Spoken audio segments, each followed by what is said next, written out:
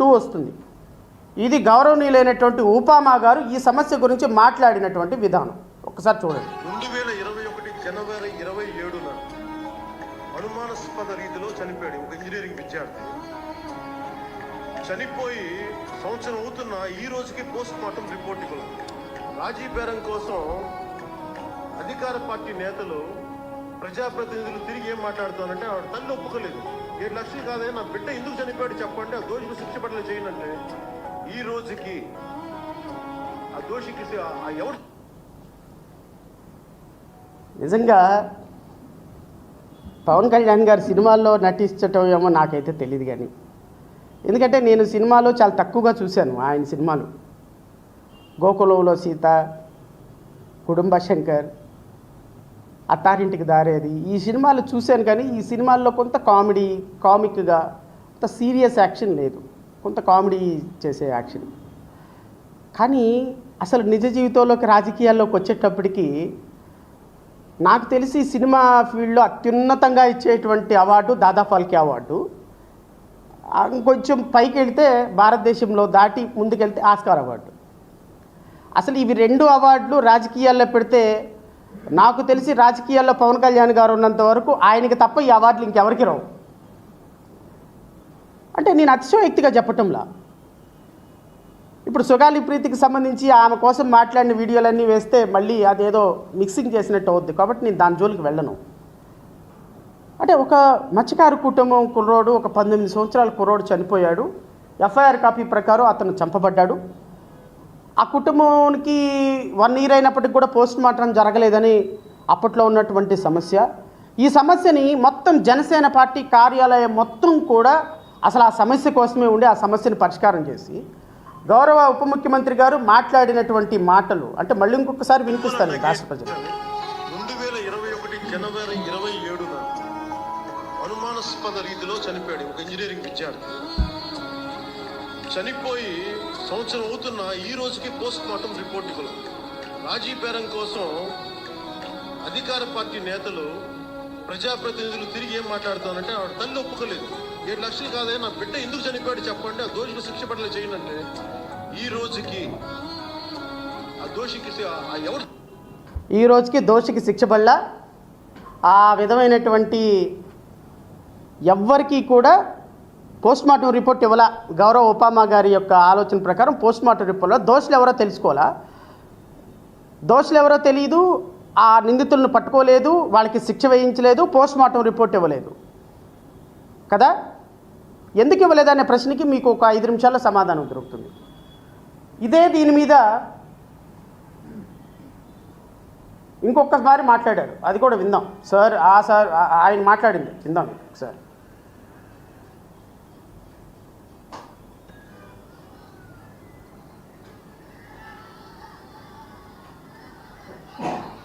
నగేష్ అని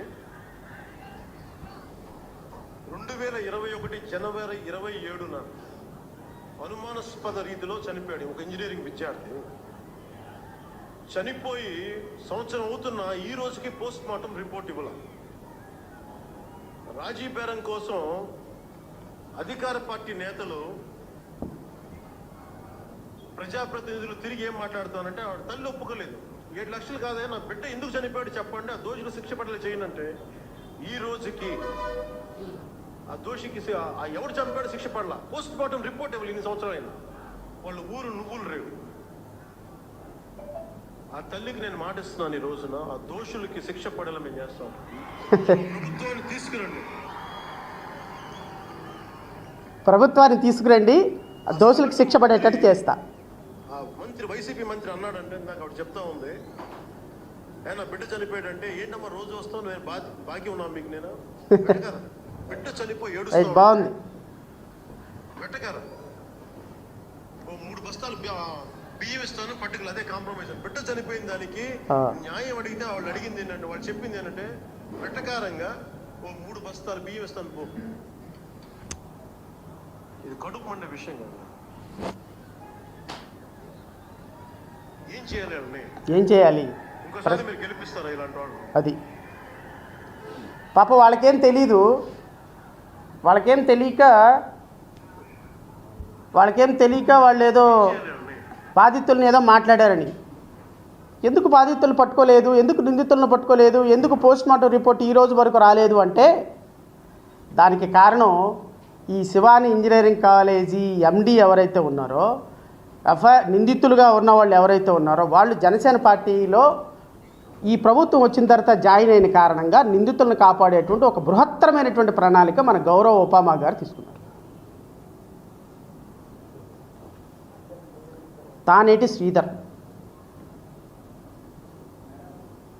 ఏమండి, ఇతన్ని కలిసినటువంటి మినిస్టర్ నాదెండ్ల మనోహర్.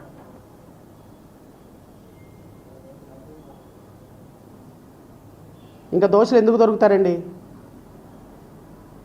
దోషులు ఏ రూపాయన దొరుకుతారు?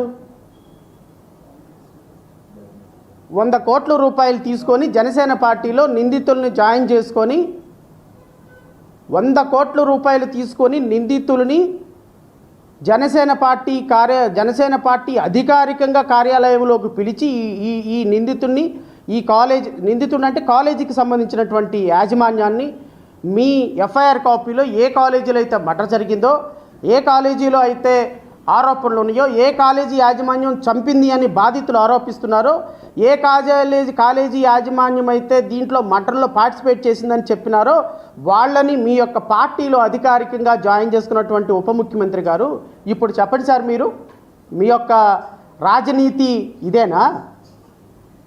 ఇప్పుడు చెప్పండి, నిందితుల్ని పట్టుకోవటానికి పోలీసులు ఎందుకు వెనకాడుతున్నారు? పోస్ట్మార్టం రిపోర్ట్ ఇవ్వడానికి ఎందుకు నిందితులు వెనకాడుతున్నారు?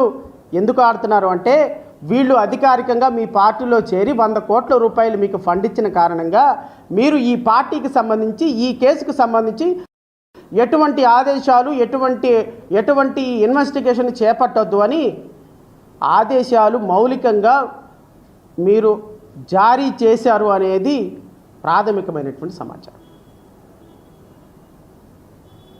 మరి హోమ్ మినిస్టర్ గారు దీని మీద ఎలా స్పందిస్తారో నాకైతే తెలియదు. ఎందుకంటే ప్రతి వీడియోలో హోమ్ మినిస్టర్ గారిని ఏదో మాట అంటున్నాను, దానికేమో మీ ఇష్టం వచ్చినట్టు తమ్మునేల్చి పెట్టేసి ఆ హోమ్ మినిస్టర్ గారిని నేనేదో అబ్యూజివ్ లాంగ్వేజ్ వాడుతున్నట్టుగా ప్రమోట్ చేస్తున్నాడు.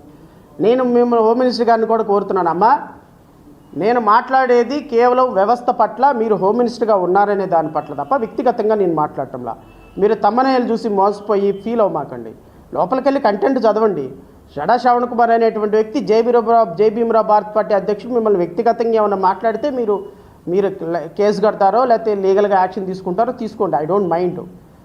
నేను వ్యవస్థ పరంగా ఒక హోమ్ మినిస్టర్గా మీరు ఏం చేయాలి, ఏం చేయాల్సిన బాధ్యత మీ మీద ఉంది. కందుకూరులో వెళ్ళి 30 లక్షల రూపాయలు ఇచ్చి మంత్రుల కమిటీ ఏర్పాటు చేసి దానికి 10 ఎకరాల పొలం ఇచ్చారు కదా మీరు ఎవరో నిందితుడికి. పాపం ఆ నిందితుడికి ఆ డబ్బులు ఏమని ఏ చట్టం ఉంది అని నాకు తెలియదు. ఎస్సీ ఎస్టీలకు అయితే చట్టం ఉంది, మరి చనిపోయినటువంటి వ్యక్తులు వేరే వాళ్ళు అయితే మరి ఎక్కడ ఏ చట్టం ప్రకారం ఇచ్చారో నాకైతే తెలియదు. ఒకవేళ క్యాబినెట్ రిజల్యూషన్ పాస్ చేసి క్యాబినెట్ ద్వారా ఏమైనా జీవో ఇచ్చుంటే ఇవ్వచ్చు నాకు తెలియదు. మరి నిన్న తునిలో జరిగిన వాడినేమో సాయంత్రానికి లేపేసి చెరువులో పడేశారు.